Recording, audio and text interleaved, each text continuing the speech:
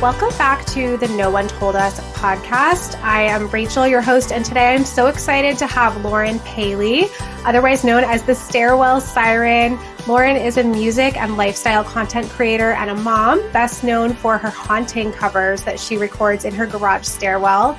When her husband's job went remote during the pandemic, recording music in a one-bedroom apartment became a challenge, and it was during this time that Lauren stumbled upon the incredible acoustics of the stairwell. And since dedicating her time to growing her social media presence, she's amassed a total of over 12 million followers across her platforms. When she isn't posting covers, she's sharing glimpses of her personal life as a new mom to her adorable 18-month-old Piper. And I'm loving the Disney content as well because my kids are super into like all the Disney songs. So they love watching those videos of you guys. Lauren, thank you so much for being here. That makes me so happy. Hi, thank you for having me. I have been a fan of your content and you since having Piper. Immediately you popped up on my feed and I was like, yes, this woman gets it. Like I don't feel like I'm crazy right now. So that's honestly my goal is helping one mom at a time feel less crazy and more normal.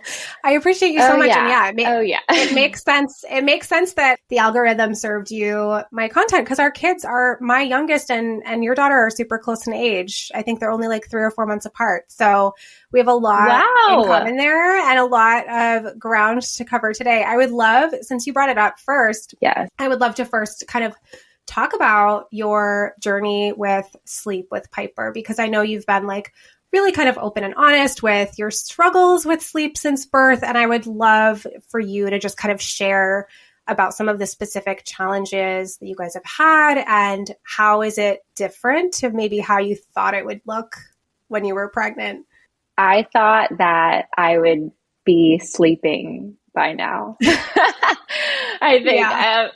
So Piper has always struggled with sleep, and we had blamed it on just everything under the sun. So we thought it was, reflux for a while, and then it was gas when she was younger, and then she was actually on a beta blocker for a deep hemangioma on her right eye, like on her right eyebrow. So she was on propranolol, which is a known sleep disturber, for a good chunk of her life, like about 6 months. So we're like, oh, it must be that. And then it got to a point where like, I think it's her. Like, I think she's just a low sleep needs baby. It's like nighttime is so daunting for us. But then in the morning when the sun comes up, she's the happiest kid. So we're like, what are we doing wrong? Like, is it diet? Is it this? Is it that? And then we're like, I think it's just something that we have to accept. Like she has not slept through the night ever. And I honestly am so used to it now that like, if she did start sleeping through the night, I would be like, what's going on? Like, I'm worried. You'd be up. Exactly. We're up. So we actually just we bought a house. We just moved to a house and she is officially in her own room. We co-slept for most of her life. We were in like our small apartment and she slept next to us in her bassinet for a while. And then it just really was not working out to the point where like, okay, like once we felt comfortable enough and she was like big enough, we were like, okay, let's just plop her in the middle of the bed. And that's kind of how we survived until, we moved to the house. We're like, she's not going to want to sleep in her bed. Like she's going to still want to be with us. That she honestly, I think, started to not like sleeping with us because she's so active when she sleeps. She will literally roll and kick. We slept on the edges of the bed. Like we're in a big king bed and I maybe had like a sliver. Oh my gosh. Yeah. She would just do 360s all night, like kicking us in the face to the point where like, okay, I think she'd actually do so much better in her own bed. So now she's in like her little toddler floor bed, and it's a full size bed. So it's actually not a toddler bed at all. It's a big bed. We have bumpers to keep her from rolling off in the middle of the night because she did it 3 times. And then we're like, we need to do something. We need to get bumpers or something to keep this girl in place. And oh my God. I wouldn't say she's sleeping well now, but she's sleeping better because she has the room to move and kick. Well, and a full size is nice too, because then you have the room to kind of go in and lay down with her if needed. Yes. I love that. Yes. Yeah. And I think a lot of people, when they move, they really worry that it's going to throw off sleep. But sometimes it's almost like a little reset where whatever was happening in the last house, like that's just not going to happen now because we're in a different space. And so sometimes that's when kids actually do start to sleep better, or they like get excited about having their own room or a new bed or something. So that's super interesting. I'm sure people ask you this all the time, and maybe they ask in a not so nice way because I see that happening on social media all the time. But do you ever get the questions of like, well, why don't you just sleep train? Or, oh, if you sleep trained, this wouldn't be happening. Do you get my comments entire, my entire motherhood? That's like pretty much what it's been like. I really stopped wanting to share kind of about my experience with sleep because of that reason. Like, even if I mention, oh, like Piper didn't sleep well, or she's not napping right now, my DMs would blow up with just unsolicited advice. And it was all about sleep training. And it's something that we did consider at one point, but because Piper is such a high needs child, she would get so upset to the point where she'd like make herself throw up, and I just couldn't handle it. Honestly, it stressed me out more listening to a cry in our like small apartment. It's like she was sleeping in our room anyways, so it's like I couldn't really escape it, and I just didn't like want to. I was like, I just don't think this is for us. There's days where I'm like, I don't know if I can continue to do this, but it's like I've already seen improvement just because she is getting older and just learning how to communicate a little bit better. Like I already see improvement. And that's why you stuck out to me, because you were always like, sleep training isn't for everyone. And I was so under the like impression that every baby, like, did well with sleep training. It was just hard at first, and then it got better. But no baby is the same. So that was something that I was like, I'm just going to tune out the people. I'm just going to stop responding to the DMs. I'm just going to do what works for me. I have friends that their kids have thrived with sleep training, and that's great. Like more power to them. But Piper is just not that girl. It just doesn't work for her. It hasn't worked for us. So we're just kind of like, all right, like let's wait. Let's see what happens with her naturally as she gets a little bit older. I love that. And I love that you just said, I don't want to.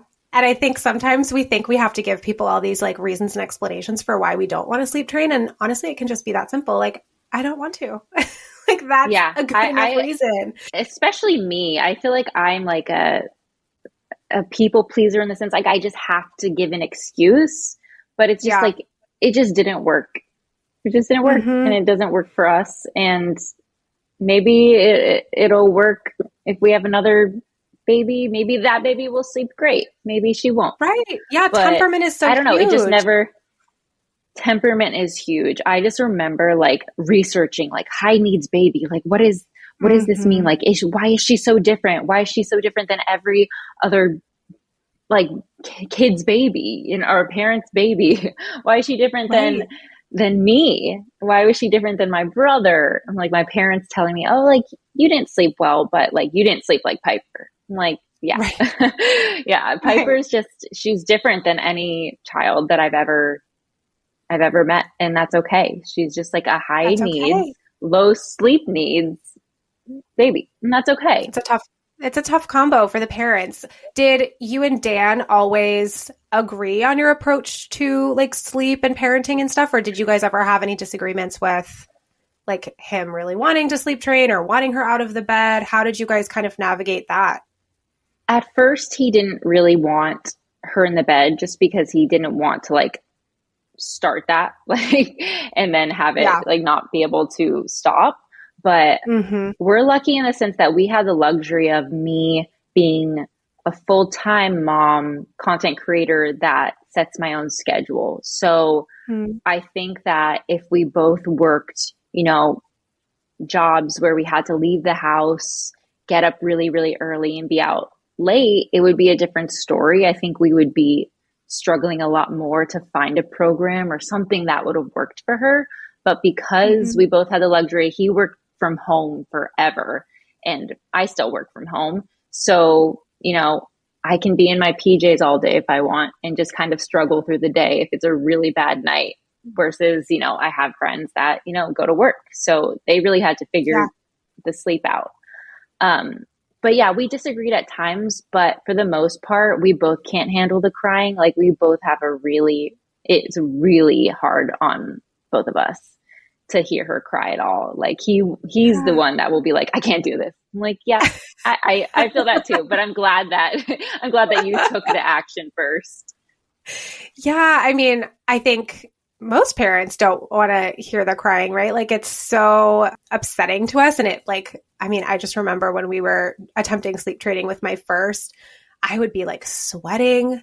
My heart would be racing. Oh yeah. My heart rate. It's like cortisol just shoots up. Yeah. Yes. Oh my gosh. I could not do it. I'd be like in a fetal position crying, like listening to him cry and looking back, it was so stupid. But yeah, it's really tough. So I'm glad that you have a partner that's supportive. And I mean, like you mentioned, it is totally worth mentioning that not sleep training and kind of just like following baby's lead and just waiting for things to get better. It is, there is a little bit of privilege to that, right? Where absolutely, I'm similar with my second two kids. I've been able to be at home while I work. And with my first, that was kind of like the main reason we tried sleep training because I was getting ready to go back to work and I was freaking out about, I'm not going to be able to nurse him to sleep. How is he going to fall asleep? He has to be independent to go to daycare and I'm not going to be able to get up. Right.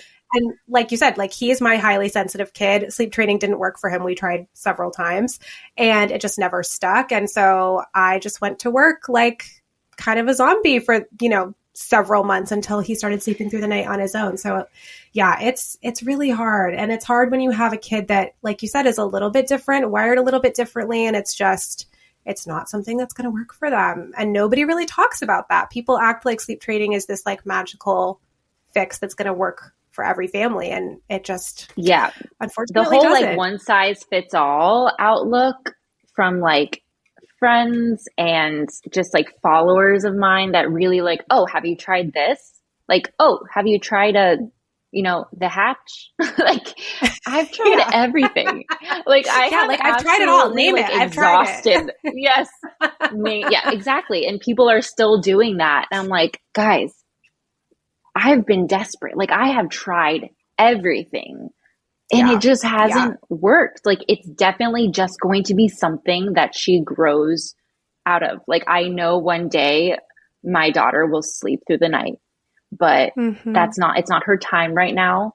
It's good on some days. It's not good on other days. Throw teething into the mix, throw like a bunch of other things. Then it's just it's like a roller there's coaster. Yeah, exactly. So it's definitely, it gets on my nerves. I think that's like the most stressful thing about being like a social media, like online content creator is the unsolicited advice. It just makes my blood boil. Even if it's somebody really trying to help. Yeah. It's still, I think a lot of times it comes from a good place, but it's hard. And I can't even imagine. You have like 20 times the followers that I have. So I cannot even imagine how many comments and DMs you must receive with unsolicited advice and people actually not being so nice, because just judging by the ones that I get, it's wild out there, especially on TikTok. Gosh. I feel like people really become unhinged on TikTok. Yeah. TikTok is a crazy, crazy place. It's funny though. I find more negativity on Instagram, which is weird. Maybe it's just because people, I don't know. I get like DMs from people that like aren't parents on Instagram, like thinking like they know best, or like men. I'm like, excuse me? Like, you have no idea. When the men start entering the chat, I'm like, I gotta go. Like, no. I don't want to hear your opinion on anything. We're going to take a quick break, Lauren. And when we come back, I want to talk a little bit more about social media and how you navigate it as a mom. Perfect. Okay, we're back with Lauren, and I would love to talk to you. We were just talking before the break about how just crazy social media can be, and especially in the mom space, just constant, like, unsolicited advice, negative comments, mean comments, bullying, all of it. How do you balance sharing your life with your audience and also protecting not only your mental health, but like your family's privacy and your daughter's well-being? How do you figure all that out with so many followers? I've just accepted that I'm never going to do anything right by all. So it's like, if I choose maybe not to post Piper in a video or not post her as much, I get people like, where's Piper? We want Piper. Like, I miss Piper. Like, okay, like, I don't really care, first of all, but it's like, if I do want to include her in my videos, just because I am a full-time mom, she's a part of my life, she's around when I film, I also am doing wrong, because then people are like, you are, you know, using your daughter for attention. She doesn't want to be in your videos. Like, I have people constantly saying like, oh, you're just showing off, but you're pawning your daughter off for the attention.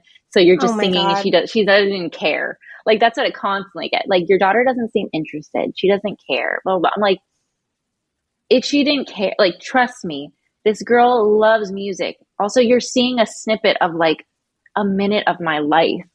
Like, this is one little minute of my life. People comment and like, that is just such a mean, unnecessary thing to say in the first place. Oh my gosh. Shut up. Of course.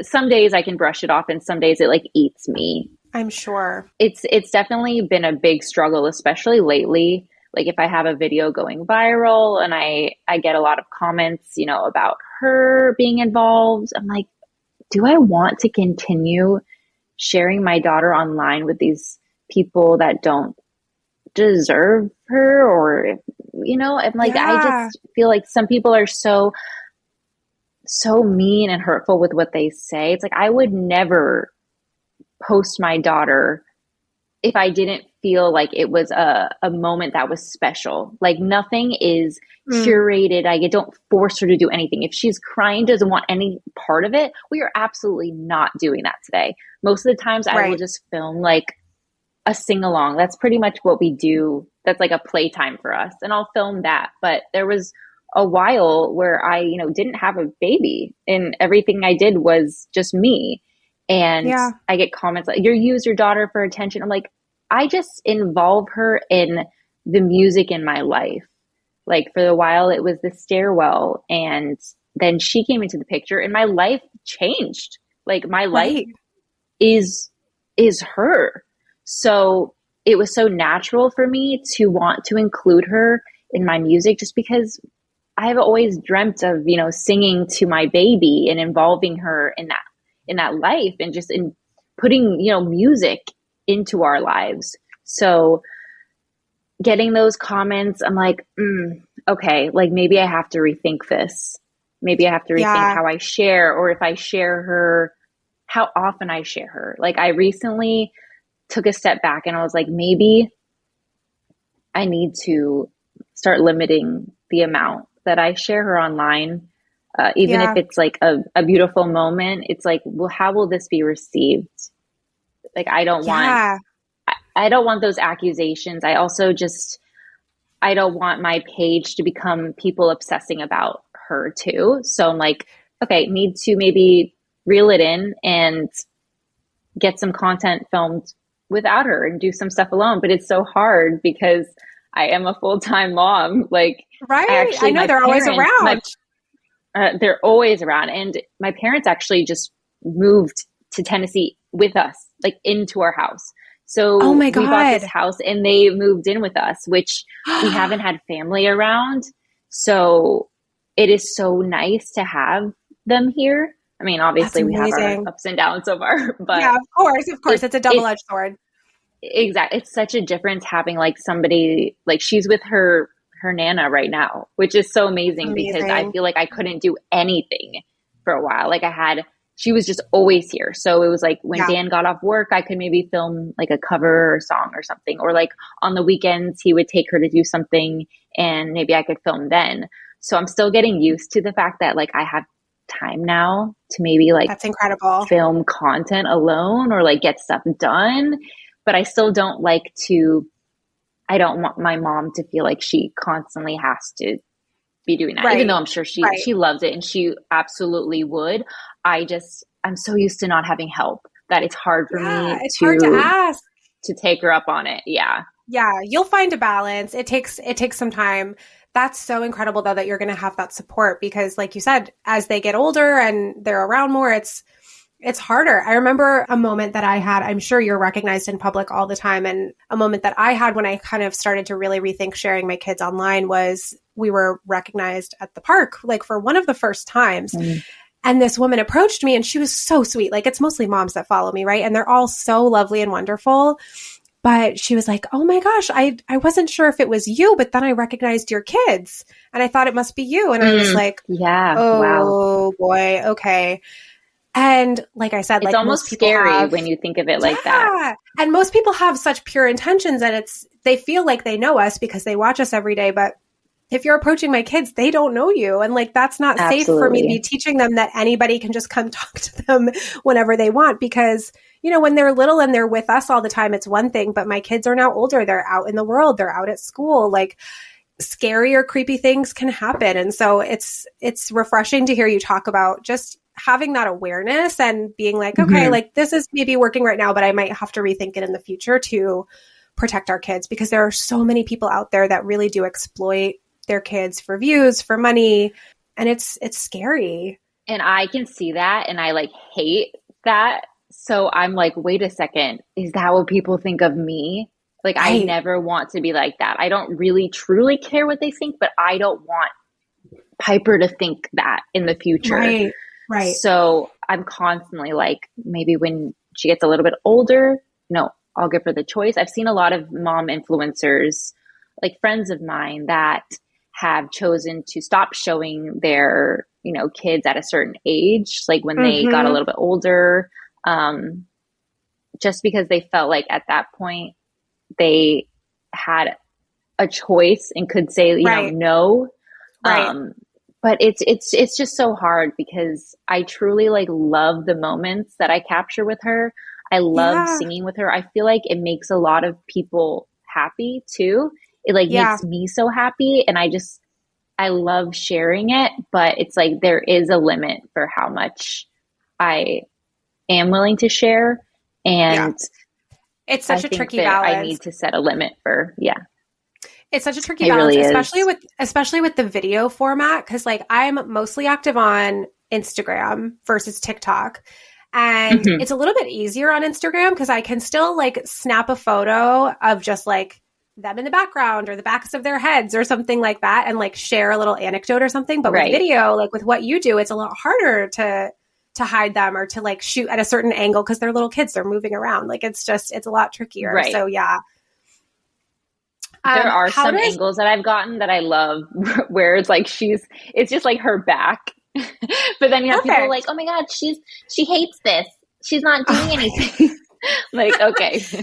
It's like you said, like people are never happy. You can never do anything right. And so like, why even bother trying? Does Dan feel the same way about like your lives being public on social media, or is he a little more reserved? How do you guys kind of figure that out as a couple and as a family? So he's like, you meet him and he's like the most outspoken, not shy person, like the life of the party.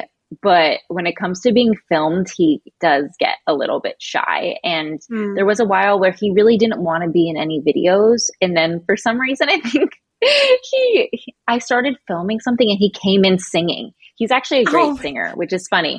And I was like, he has a beautiful voice. Right? And I'm like, why don't you want to share this with the world? We've done little duets here and there in the past, but then he like came in singing to the video and I was like, I have to post this. Like, it's so cute. You sound so good. And then from there, he started getting like attention for it. And he was like, I'm famous. And I was like, okay, all he needed was a little confidence. Yeah. And I was like, now he's like suddenly like kind of wanting to sing more, like kind of breaking out of his shell a little bit. But that's really funny. He definitely does not want to be filmed all the time. Like, we'll never be like a YouTube family. Right. I don't really want that. That's not really like a goal that I've ever had, but I like the privacy that I feel like my family has. But I also feel like people know enough. Like, they see enough of Dan to know that like he's there and they enjoy the content he's a part of, but they don't know every single detail about our lives. But he did say something to me the other day about Piper in content. And I was like, I feel like I have shared a lot of stuff with her recently. And he was like, yeah, maybe it's a little much. And I was like kind of hurt by that. But I was like, wait a second, like maybe it is a little much.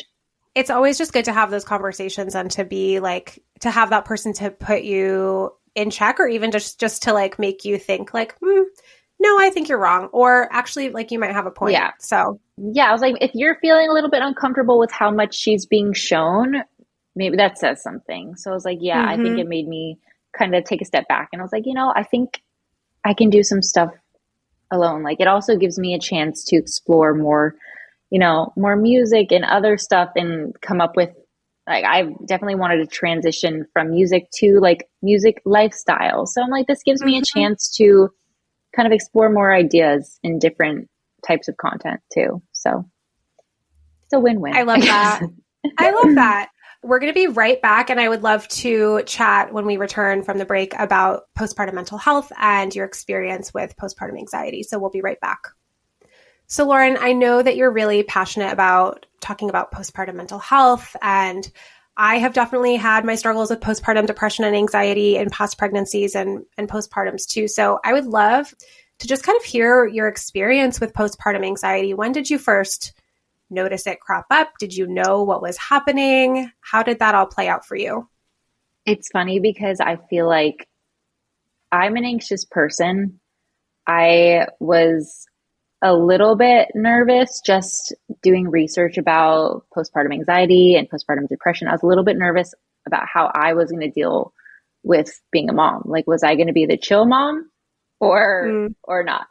And it's funny because looking back now, I diagnosed myself recently with postpartum anxiety. I had really high, like the highest of the highs and the lowest of the lows, which I'm sure, every mom goes through this. But looking back now, as I talk about like my breastfeeding and pumping journey, I realized a lot of the reason that I started pumping full time instead of breastfeeding and combo feeding was because of anxiety. I had a kind of a hard start to breastfeeding just because Piper had a really shallow latch, and I didn't realize that this wasn't right. Like, this is not what breastfeeding is supposed to feel like. And she damaged my nipples so bad. It was like bloody and scarred and awful. I got on like an antibiotic ointment. It was just terrible, but I was determined. I was like, there's no way, like, I'm not going to continue this. So I would pump and then try to feed her, and it was just still hurting. We tried nipple shields. We met with IBCLCs, and then she had bad reflux, and we brought her to our pediatrician, and she said, maybe you should just try giving her bottles for about like 10 days, let's say. I told her I had a really strong, why am I losing the word right now? Letdown? Breastfeeding. Really, really strong letdown. And it would like choke her. So she was like, maybe she's taking in air. It's making things worse. She's getting like gassy. So maybe just try pumping. And then I got like obsessed with seeing how much she was getting. I just felt like she wasn't gaining weight enough. I was like, I liked the idea of seeing how much breast milk she was, like, I was giving her, I was pumping, and I would try to breastfeed her, but then I'd be stressed, like, she's not getting enough. So I want to pump. I want to know exactly how much she's getting. And I pumped so much. Like, I did not let myself sleep through the night. Like, even if there was she actually slept better as a newborn than she does now. Yeah. That's but we'd wake common. her to Yeah. feed her. Dan and I both had anxiety for sure. Like we'd wake her to feed her, maybe even when she didn't need to be woken up anymore, just because we were like, she still looks really skinny. She had hit her weight when she was at her 2-week appointment. So she was totally fine to sleep through the night. But I think we were still like, maybe we should still feed her because maybe she's actually hungry, or maybe she's not getting enough still. It was like this constant thing. So it became, instead of me really trying to breastfeed full time and trying to like mend that like relationship, I just like relied on the pump. I was like, I just feel like now I just need to know. And then we would weigh her constantly. We had a bath with a scale in it, and Dan was like, I don't think she's gained any weight. I was like, oh no, well, maybe I should just pump and not even try to put her on the boob. So it was just like this constant, like, are we giving her enough? It was definitely an anxiety thing. And I continued to pump through the night, sometimes twice a night, till she was way past 12 weeks. And I remember posting about them, like, yeah, I pumped this many times a night. And my doula actually messaged me. She's like, hey girl, like, you should sleep, you know, like your body's probably regulated. But I was like, no, I really need to make sure that like my body keeps up with the amount of milk. Like I need to be making enough milk. I was so like stressed about that too. And it's actually funny because Piper has a dairy allergy, but we didn't know. We had assumed, so I cut out dairy. She actually still has, like, if we put milk or some type of like dairy on her face, she'll break out. Like it's like this. Oh my gosh. It's not just tummy trouble or anything. It is literally like a full-on skin reaction. So wow, it's interesting now because for a while I was like, you know, I could just give her like formula, and there was times where I like kind of wanted to like supplement, but looking back, I'm like, maybe it's better I didn't, because I would have straight up given her like whole milk formula, and then that would have been rough. Oh my gosh. So it was just like this constant thing, like I need to be making enough milk, and then I made so much milk, then I filled freezers, and then I like donated it. And it was just like this constant cycle. So my pumping journey was rooted a lot in anxiety. I'm glad I did it. I did it for 14 months. That's amazing. Wow. And looking back now, I'm like, you could have been a little bit more chill. You could have given yourself a break. Like I was so hard on myself. Like I could have gotten a lot more sleep. I was just so stressed and had so much pressure on my mind. Nobody was putting pressure on me either. I think it was just like a pressure that I created for myself. Like you need to be giving this girl breast milk. I think that's such a common thing for people that experience postpartum anxiety. I tend to see these like 3 buckets that people fall in. It's like there are the people that are obsessed with feeding and obsessed with like how many ounces they're getting, how much baby's gaining weight, all of that. There are the people that are coming to me all the time that are obsessed with sleep and like obsessed with following wake windows, how long each nap is, like how many times they're waking up every night. And then there are also people that I find that are really anxious about milestones and like when baby is rolling over, when they're sitting, are they crawling? Should they be doing this? Should they be doing that? So I think we all kind of have like our thing if we're anxious people. And, you know, it all just comes from worrying about your baby and wanting the best for them. But what kind of support did you find the most helpful? Or did you like, was it kind of too late? Like you didn't even realize you were so anxious until you were kind of out of it and saw the light? I feel like it was too late, honestly. I mean, I had people I went to for advice, like my mom, who was constantly like, you should supplement. Like, you should give her some formula, give yourself a break. And I was like, no. And I wasn't sleeping. I was pumping so much. My hair was falling out at like an alarming rate because postpartum hair loss, but also I was pumping so much. I was losing so much weight too. And just like you were not depleted. enough. Oh my gosh. I was so depleted to a point where like over Christmas last year, I was eating something and I felt like I chewed on something hard, and I took it out of my mouth, and it was like this white piece of plastic. I was convinced my tooth broke. Like, I was like, oh my God, I'm missing a tooth because like my body is so depleted of calcium. Like, I'm missing a tooth. My mom was like, I think I accidentally baked something into that. I think that's plastic. Like, it's not your tooth. Are not losing your teeth. You're fine. And I'm like, oh my gosh, like very, very rough. That was probably like the darkest times of my life, honestly. Just because I was like, this girl isn't sleeping. She's also was stressed about the hemangioma and getting her started on that beta blocker, which is like a whole nother thing. And then the reflux and the food allergies, and just, it was this whole big thing. Much. It's so much, to the point where when I reached out for help, or if I asked for like advice from people, I also was convinced. I was like, I am fine. Like that's so me to like just be convinced in the moment, like everything's fine. Like, this is just life. This is just life with a baby, and I'll get over it.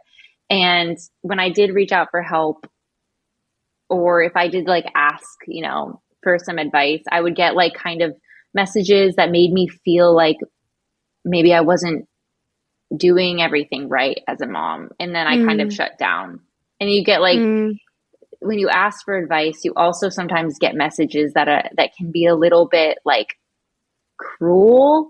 Like, they're trying to help, but also it's kind of like a stab too. Right. It's so like a dig. Like, oh, well, you should have been doing this, or you should have been doing it that way, or this wouldn't have happened if, that's really hard. Right. I'm sorry. You didn't get the support feel like my needed. baby was, honestly, it's my fault. Like, I really should have reached out to a professional. But when you're in it, it's not your fault. When you're in it, sometimes you don't even realize that that's what's going on. Right. And so Dan fully realized it too. Yeah. Dan was like, you need to see somebody. You need to get some help. And I was like, I am totally fine. Like, I am good. I'm like, the thing is, Dan was also anxious too. He was an anxious father, like constantly worried about his daughter, constantly worried about, the food allergies, the illnesses, to the point where I was like, you're just feeding my anxiety too. So I'm like, maybe we should both see somebody. Honestly, times, I know. But it's so hard, but I think that's such a common experience where it's like, I mean, that was my experience too, where I didn't even realize that I was anxious until I was out of it. And then, for my next pregnancies, I was seeing a therapist so that I was kind of like on top of it just in case. And that was so helpful. And my husband did too. And that was so helpful. But yeah, I think just like talking about it and raising that awareness for other people that are becoming parents for the first time is so helpful, because then they at least know like what to look for and that you can get help when you're in it. You don't have to just suffer through it and wait for it to go away and pray that it goes away. Because, you don't have to suffer through the first year or two of your baby's life without any support. Lauren, I know. I was like, please don't use me as an example. No. I was like, I would do it not this way. No, exactly. I mean, that's kind of like my last question is, what would you go back and tell yourself? Or like, what do you wish, and it can be mental health related or something totally different, but what do you wish that people had told you before becoming a mom? Or what do you feel like nobody tells us or prepares us for well enough before we become parents? First of all, I knew nothing about sleep. I knew nothing about wake windows. I knew nothing about like naps. Not that I necessarily followed any of that to a T, but I just assumed like a baby slept, Right. And I would go back and tell myself, like we talked about earlier, no child is the same. So it's like, I was constantly reading things about these babies sleeping through the night, or, how much these babies drank through the day, or like how much weight they were gaining. And I was like, I'm doing this all wrong. And I would go back and say, like, you're doing everything right. There is no perfect baby. Like, every baby is so different. Every baby has a different temperament, behavior. And I think once I accepted that about Piper, that she just was a super energetic, low sleep needs, high needs baby that my life just got easier because I wasn't so hard on myself, blaming myself. And she is so smart and wonderful in every single way, and just a little bit more difficult in other ways. And that's fine. Yeah. You know, I love that. I didn't do anything wrong. Like, I was like, did I eat something wrong during pregnancy where my baby just like is so energetic she doesn't stop moving? Like, I'm like, what did I do? What was I taking when I was pregnant? But it's just who she is. And she's so great. And the next baby is going to probably be different. And that's fine too. But it's like, I was constantly looking for just a one size fits all, like, give me a handbook. Like, what do I do? And it's just, there is none. Yeah. Like the whole book. Yourself. Right. The what to expect when expecting, like, it only goes so far. Like, it can prepare you for some things, but it absolutely does not prepare you for your baby's temperament. You just have to learn who they are with time. And it's like, I love who she is. And we're just willing to go with the flow with her. Like, she'll dictate when she's ready to sleep through the night. Right now, she still needs us, and she's getting better about it. And she'll cry for 2 seconds. I'll, pat her back, and she'll go back to bed, and then she'll wake up 15 minutes later, and I'll have to do it all over again. But she needs the reassurance, and she needs like a lot of love, and that's just who she is. And I love like giving her that love, and I'm excited to see who she becomes when she's older, because she's just like the most fun, wild child with all the energy in the world that doesn't sleep. My mom's like, there should be a study of her. Like, they need to make a pill, whatever Piper has going on in her. Like, we all need some of it. I love that you appreciate those qualities in her. She's so lucky to have you for a mom, and to have, Thank you. Parents that accept her and support her in that way. Lauren, thank you so much for joining us on the podcast today. It's been so fun to talk to you in person, and I would love for people to be able to find you and follow you. And where can we find out about your release of your upcoming Lullaby album? Tell us all of the things.